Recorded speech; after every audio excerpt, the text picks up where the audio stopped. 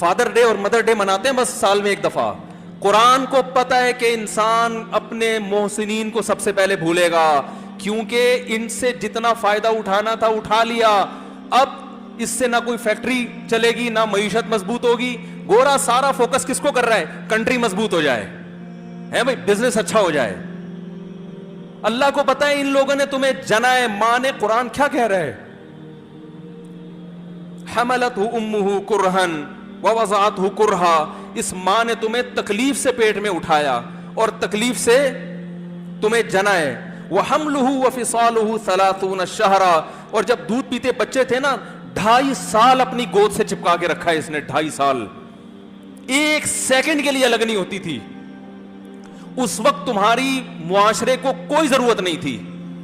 بچے کا کوئی کردار ہوتا ہے؟ کسی کام کا نہیں ہے. پھینک کے چلی جاتی, کوئی پوچھنے والا نہیں تھا. عیدی سینٹر میں جمع کرا دیتی. کیسے پالتی ہے, کیسے سینے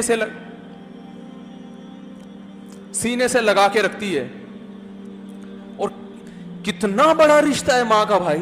دنیا میں اس سے بہترین رشتہ اللہ نے کسی کا خدا کی قسم بنایا نہیں ہے. اس سے بہتر محبت کی اور خدمت کی مثال ملتی نہیں ہے دنیا میں, جتنی ماں اپنے بچے کے لیے کرتی ہے. اپنے ہی باڈی سے نکلا ہوا دودھ اسے پلاتی ہے, اپنی باڈی خرچ کرتی ہے اس کے اوپر. آپ کی باڈی بھی اس کی باڈی سے بن رہی ہے, آپ کو شیلٹر بھی دے رہی ہے, اور پھر ساری زندگی روٹیاں پکا پکا کے کھلاتی رہتی.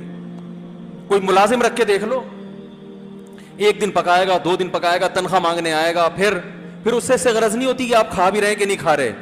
نہیں کھاؤ گے تو تکلیف ہوتی ہے اس کو.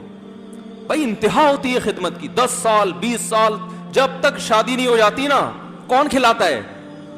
ہر وقت فکر, ناشتہ کیا نہیں کیا, کھانا کھایا نہیں کھایا, یہ کھا لے وہ کھا لے, یہ نہیں اچھا لگتا وہ پکا دیتی ہوں.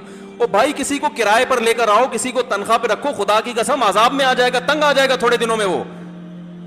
اور کمال در کمال یہ کہ انتہائی ایسی خدمت کرنے کے بعد اس خدمت